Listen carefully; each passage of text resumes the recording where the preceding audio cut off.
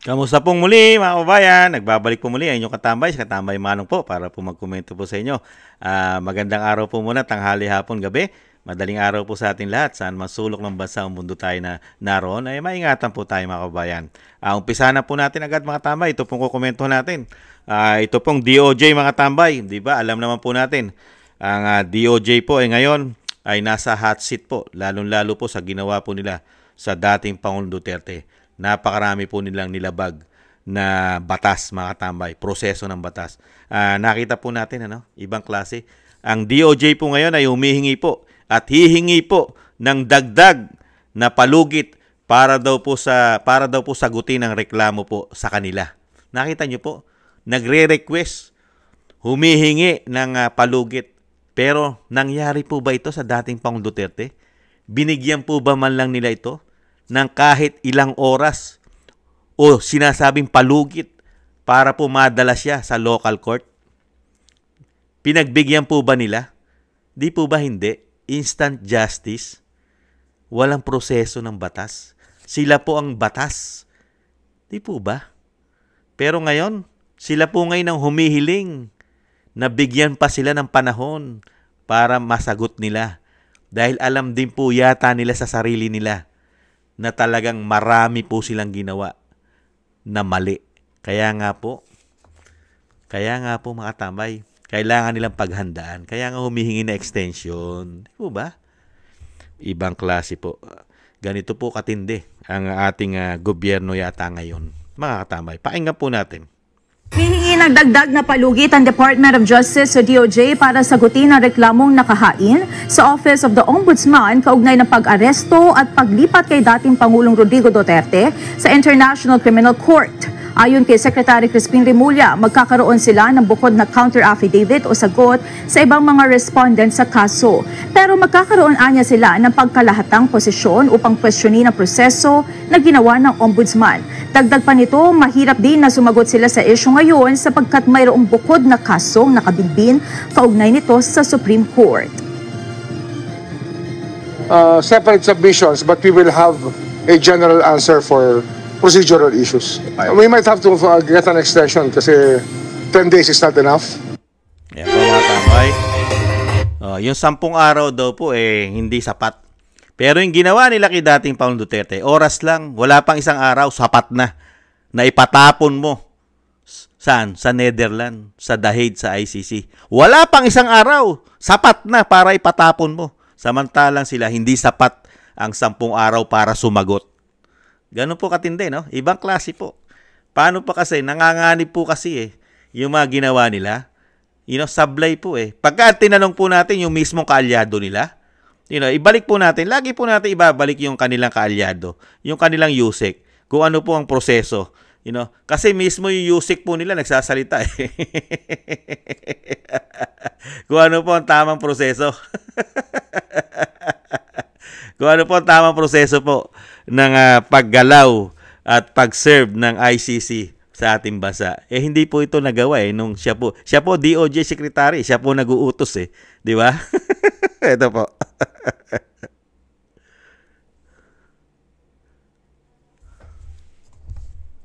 Okay. Pag DOJ saka implement issue. Siguro, siyempre, through police. PNP. After that, dadalhin yung na-aresto sa local court. Ano purpose? To prove na na-serve yung valid warrant of arrest. Saan, Attorney Claire, yung local court? Local court sa Pilipinas. Dito sa atin. At after that, saka kukunin. Para dalhin sa The Hague. Okay. Pag DOJ saka implement issue. Sige. Nangyari po ba yon? DOJ, nangyari po ba yon? Ginawa po ba ng kapulisan yon? Nag-serve ng warrant of arrest, cellphone lang dala. Binasa lang sa cellphone, kitang-kita ng buong mundo at buong Pilipino. Binasa lang po. At sino po ang nag-serve? Si General Torre. Saan po dinala ni General Torre? Sa local court po ba? Nung kinuha po nila sa airport? Sa Ninoy Aquino Airport? Sige nga, saan po dinala? Sa Villamor Air Base. Hindi na po pinalabas. Local court po ba yon? DOJ Secretary? Sige nga po. Ngayon, extension ang hinihingi nyo. Samantalang sa dating Pangulong Duterte, ni hindi mala nakatuntong ng local court. Walang extension. Wala pang isang araw. Naipatapo na siya. Instant justice. Di ba? Mapakabilis po ng justice nyo po. Pagka kayo po ang nagpatupad ng batas. Pero pagka kayo na po ang inuusig at iniimbestigahan ng batas, kailangan po na extension. Kulang po ang 10 araw. Di po ba? At ibalik tanaw rin po natin kung anong klase po. Kung anong klase po ang pamilya po ng sekretary. Dahil siya po ay hindi po siya konsentidor. Mula po siya nung siya po ay naging DOJ secretary, ay hindi po siya nagiging konsentidor. At talagang pinatutupad niya po ang batas. Sumusunod po siya sa batas. At hindi po siya nakikialam sa batas. Hindi po. Kahit po pamilya niya ang sangkot. Hindi po. Basta sa batas po siya. Mga tambay. Kahit pamilya ka pa, anak ka pa, hindi ka niya pakikialaman. At hindi ka niya bibigyan ng proteksyon. Dahil po, bawal po sa paniniwala niya yon. Ito po, balik tanaw po natin yung nangyari po sa pamilya niya. Ibalik tanaw lang po natin yung history. Kung anong klase po ang pamilya po ng DOJ, mga tambay. Balik tanaw lang po natin. Balik tanaw lang naman. Hindi raw makikialam si Justice Secretary Boying Remulla sa kaso ng kanyang... Ito, ulitin po natin. Hindi po nakikialam. Hindi raw makikialam si Justice Secretary Boying Remulla sa kaso ng kanyang panganay na lalaking anak. Nitong Martes kasi, inaresto ang anak ng kalihim dahil sa pagtanggap ng diniliber na halos 1 kilong kush or high-grade marijuana sa Las Piñas. Nasa front-end balitang yan, Gary De Leon. Sa mga eksklusibong litratong nakuha ng News 5, makikita ang drug suspect na si Juanito Jose Diaz Remulla III. Panganay na anak siya ni Justice Secretary Boying Remulla at pamangkin ni Cavite Governor John Vic Remulla. Inaresto si Juanito III matapos siyang mahulihan ng parcel na may halos 1 kilong high-grade marijuana. Nagkakahalaga ito ng 1.3 million pesos. Base sa investigasyon, ang suspect ang tumanggap ng parcel na galing sa isang Benjamin Huffman sa San Diego, California sa Amerika. Nagduda raw ang mga opisyal ng isa lang ang parcel sa X-ray ng International Mail Exchange Center sa Pasay. Kaya nang i-deliver at tanggapin ni Remulla ang parcel nitong Martes sa Ponte Verde sa Las Piñas, hinuli siya ng mga tauhan ng Bureau of Customs, NAIA, Drug Interdiction Task Group at PDEA. Pero kahit 2 araw na ang nakalipas nang maaresto si Juanito III, matipid pa rin ang pagsagot ng PDEA at tila blanco naman sa nangyari ang custom. Wala pang naibigay na detalye maliban lang dun sa huli ng kush. Tapos with regards dun sa name and other personalities involved, hindi pa nakarating sa akin kasi ang nakarating lang po is parang may nahuli lang. Kasunod niyan, parehong naglabas ng pahayag ang magkapatid na Remulla.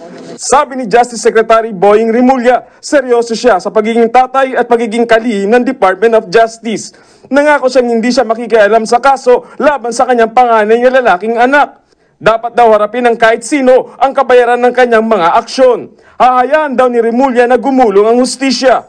Nagpasalamat din si Secretary Remulla sa PDEA, bagamat pag-amin ng kalihim, mahirap ang pinagdaraanan ngayon ng kanilang pamilya. Igagalang niya raw ang justice system at hangad niyang makabangon ang kanyang anak. Ang kapatid naman ng kalihim na si Governor John Vic Remulla nangakong isisiwalat agad kapag may membro sila ng kanilang pamilya na magtatangkang impluensyahan ang prosekusyon. Hindi raw nila kukonsintihin ang anumang uri ng pang-aabuso sa kapangyarihan.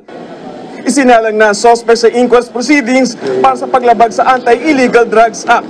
Tumangging magbigay ng pahayag ang suspect na nasa headquarters ng PDEA sa Quezon City. Nagbabalita mula sa frontline, Gary De Leon.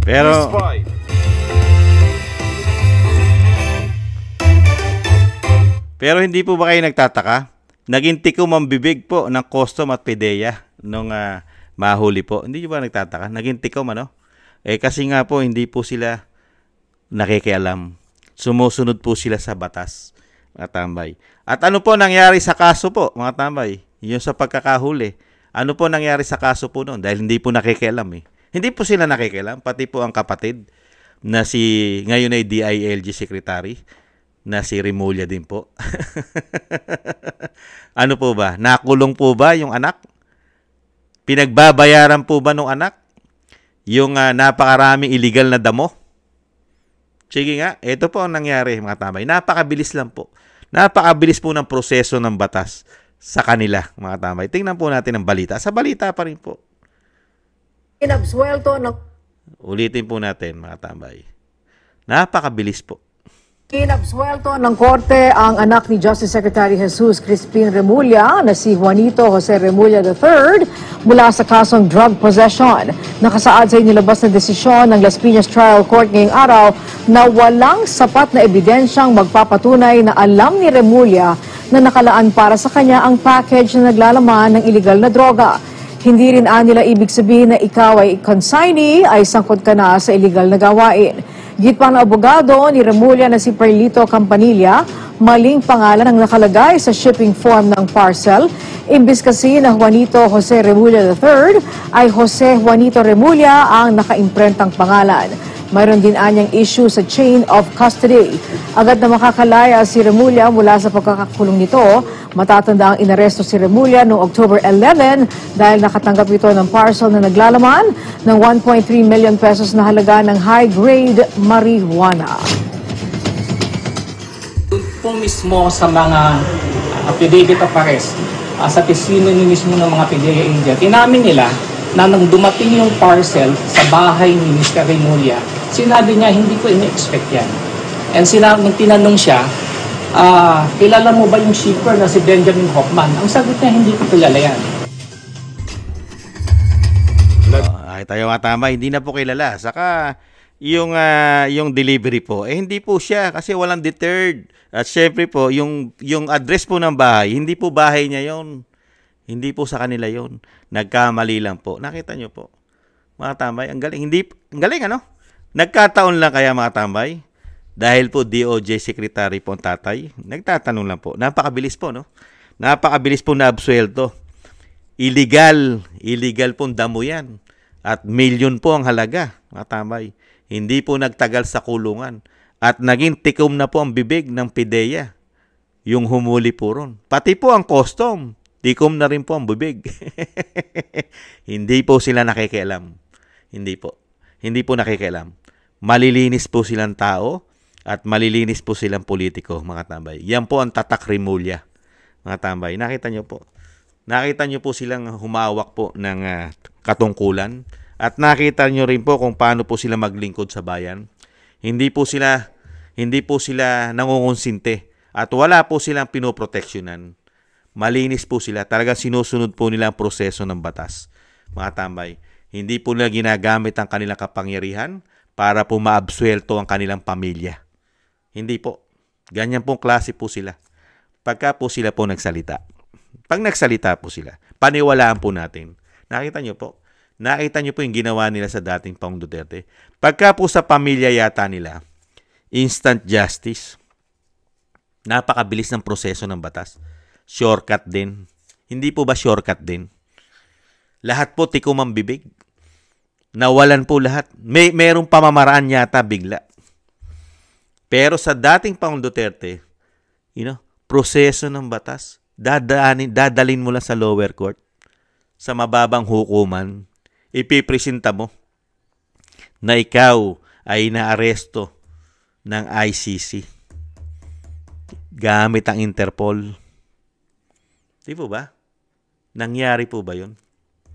Mga tambay, sa ganitong klase na gobyerno natin ngayon ng binagoong Pilipinas. Sa bagay, iba na po kasi ang nanunungkulan ngayon sa ating bansa eh. Di ba? Pinaputok din po na Senadora Amy yan eh. Ang nanunungkulan kasi sa ating bansa ngayon, mga tambay, ano? Ano po nanunungkulan? Romualdez Araneta. Mga tambay. Kaya nga po, dapat po talaga mangyari na eh. Dahil po nakita po natin ang nangyari sa ating bansa. Yung nangyari po yan, issue po na yan. Dapat po talaga yung sinasabi ng Vice President at yung sinasabi po ng kapatid ng Vice President na maging batas na po talaga ang drug test, lalong-lalo po sa buhok. Hindi po kailangan sa ihi. Kailangan po sa buhok na. Maging batas na po sa mga politiko. Dahil nakita naman po natin pati mga politiko, mga pulis, di ba sabi ng Vice President, mga sundalo, mga kapulisan, taong gobyerno, magmula sa Pangulo ay kailangan na ipa-drug test yan. Yan, nakita po natin, pati mga anak nagiging sangkot po sa droga, sa damo, mga illegal na damo, illegal na pulburon. Di ba? Sangkot na po lahat ngayon. Narco-politics na naman yata tayo ngayon. Nakita niyo po, dating Pangulong Duterte lang po ang nakapagpatahimik kahit papaano ng 6 na taon sa ating bansa. Lalong-lalo po yung mga narco-politics na yan. Pati mga anak na i-involve po sa mga illegal. Di po ba?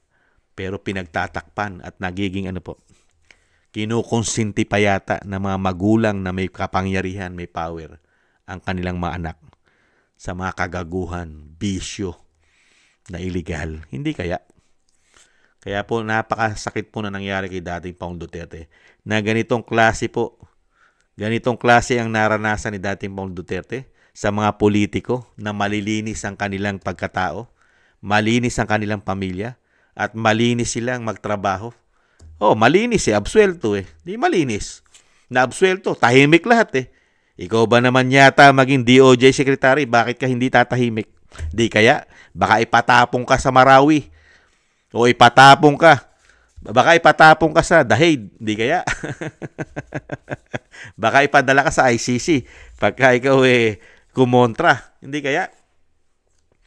Kaya po rito mga tambay, nakita niyo po yung sitwasyon. Pagka sila po ang naiipit na, napakarami na po nilang dahilan. Napakarami po nilang request yata. Nakita niyo po, gusto nila ay magkaroon po ng fair justice para sa kanila. At gusto nila ay sila po ang masusunod. Kailangan po nila sila ang masunod. Kung kailan po at gaano katagal ang gusto nilang mangyari. Extension pa yata. Nakita niyo po, ganyan po ka-spoiled ang bagong Pilipinas o binagoong Pilipinas. Napaka-spoiled po nila. Kaya po sana po mga kababayan, ang ombudsman po ay sana po magkaroon po ng fair justice at fair investigation po sa nangyari po kay dating Pangulong Duterte. At sana rin po maisama rin po sa investigasyon ang Pangulong Marcos kasi siya po ang Commander-in-Chief, mga kababayan. Sana po wala pong magkaroon po rito ng sinasabing patakipan. Yung pinagtatakpan mo ang pinuno ng bansa para lang masabi na siya po ay walang kinalaman sa nangyari sa dating Pangulong Duterte. Hindi po maniniwala ang mga Pilipino riyan. Dahil hindi po makakaalis ng bansa yan kung wala approval ng Pangulo yan. Siya po ang Commander-in-Chief. Kontrolado niya po. Di ba? Lahat ay kontrolado niya. Labas at loob ng bansa. Di ba? Pati foreign policy nasa kanya. Hawak niya. Kaya nga po, nakakahiya nga po ang ating bansa sa buong mundo. Saka nakakita. Meron tayong sariling soberenya. Napasok tayo ng dayuhan na wala naman jurisdiction sa ating bansa. At hindi pa nakakuha ng tamang proseso ng batas, due process ang dating Pangulo.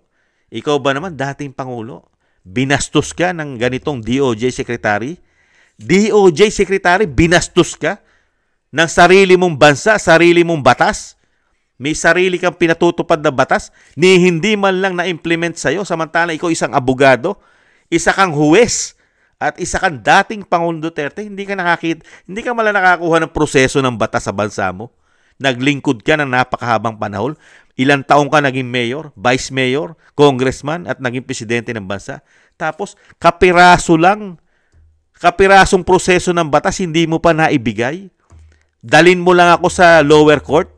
Ipresenta mo man lang ako sa korte ng Pilipinas bago mo ako itapon sa The Hague, sa Netherlands, sa ICC. Hindi nagawa ito ng isang secretary ng DOJ. Samantalang pagdating sa anak niya, nakakuha ng proseso, nakalaya, naabsuelto. Samantalang yun, illegal, pero absuelto. Nakita niyo po yun? Yung pagiging biases yata. Unbelievable. Pero yung sinasabi nga natin, bilog po. Bilog na bilog ang gulong. Pati ang buwan. Pati ang bola. Hindi po lahat ng pagkakataon, Secretary, ay nasa top po kayo. Baka po dumating ang pagkakataon. Yung si junior nyo, yung panganay nyo, baka po Pag hindi na po kayo DOJ Secretary at hindi na rin po speaker, ang sinasabing nanunungkulan daw po at nagpapatakbo sa ating bansa ay tambaluslos na Romualdez at isang Araneta na sinasabi ng Amy Marcos, pag wala na po sa power lahat yan, pati ang sinasabing gumagamit na Pangulo ng pulburon, baka po yung junior nyo, makasama na rin po kayo sa isang selda. Hindi kaya? Nagtatanong lang si Kamanong. Ibang klase po kayo humawak na kapangyarihan at ibang klase rin po yata kayong manggipit sa Pilipino. Dating Pangulo pa yan.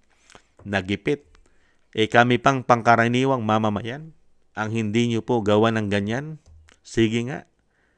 Dating Pangulo, nakaranas sa inyong panunungkulan ng ganyang proseso ng batas. Mismong Secretary na nagbibigay sa Pilipino kung anong tamang proseso ng batas. Kasama nyo pa sa gabinete nyo. Sige nga. Kawawa po yata kami mga Pilipino. Kawawa po yata kami mga mahihirap. Pagka ganyang klase pong paglilingkod yata ang ipararanas nyo sa amin, DOJ Secretary. Dahil mismong Pangulo ng bansa, hindi na nakakuha ng fair justice po yata sa inyo. Panapanahon lang po yan. Hintayin nyo po. Pagka ang agila na po ng Mindanao, ang dumapo riyan, palagay ko matambay. Mangyayari po yata yung prediksyon ni Kamanong. Marami pong mga politiko ang magsisiliparan. Magsisilayasan ng 6 na taon sa ating bansa. Pagka po ang agila na ng Mindanao ang naupo, marami po magsisilayasan dahil marami po silang bahay sa ibang bansa at marami po silang tagong yaman yata na magagamit ng 6 na taon o higit pa. Di po ba? Ganun po talaga ang buhay. Dahil nakita po natin ang issue ng bayan natin puro pera at binaon po tayo sa utang. Isang damukal na utang. At ang pera po natin, pondo taon-taon, ay puro priority. Napunta po sa priority. At napunta po sa napakaraming blanco. At napunta po sa napakaraming ayudang proyekto. Yan po ang ating dinaranas. Maraming salamat po mga kabayan sa mga subscribers po natin. Thank you po sa inyo mga kabayan sa mga nakagusto po ng ating tambayang mga kabayan. Thank you po mga subscribers po natin. At maraming salamat din po sa nagbibigay po ng biyaya po sa inyong lingkod. Thank you po sa mga biyaya. Shoutout po, Kingston, 123 ng Hong Kong, Eric Hershio ng Canada, Jake Yahoo, 4531 ng Maisog, California, USA, Gina Ray, Solid DDS ng Berlin, Germany, Julieta Silona ng Sydney, Australia, Baby Roman at Ate Isa ng Cagayan Valley, si Jem Aris ng United Arab Emirates, Jobelin Watanabe ng Japan, ako si Pilam at si Annie Jo. Thank you po sa mga biyaya po. Ingat po, ingatan nawa po kayo mga kabayan. Lalo po sa inyong mga paggawa. At syempre po, thank you po sa mga gusto po ng tambayang mga kabayan sa YouTube at TikTok. At ganoon din po sa mga nagko-comment, like, share, and subscribe. Maraming salamat po mga kabayan. At syempre po, ikabiling-bilina ng ating dating Pangulong Duterte at Vice President sa pagboto po natin. Ay syempre po, black voting po tayo. So, solid po tayo. PDP laban mga kabayan. Kailangan po yan. Lalo po, mapalitan na po at ma-impeach ang dapat ma-impeach. Nang mapalitan na po ang problema na nagbigay sa atin ng 3 taon. Problema ang 3 taon. Kailangan po naman mabigyan naman po na kahit pa paano yung kaginawahan ng ating bansa at tayo pong mahirap. Mahirap na po pagka sila po ng another 3 years na naman. Kawawang-kawawa si Juan de la Cruz at kawawang-kawawa po tayo. Baon na baon tayo sa problema at sa utang. Maawa naman kayo sa amin. Kayo na lang po ang napakasarap ang buhay. Maawa naman kayo sa amin. Di po ba? At syempre po yung panalangin at dasal po sa pamilya Duterte at dating Pangulong Duterte at Vice President na maingatan po sila mga kabayan at makauwi po sa ating bansa sa lalong mabilis ang dating Pangulong Duterte. At thank you po mga kabayan. Ingat po tayo. Doble ingat po mga kabayan. Sobra po ang hirap at napakarami pong masasamang tao na naman sa ating bansa. Ingat po. At paalam po mga kababayan. Sa muli po. Bye-bye. Ingat po.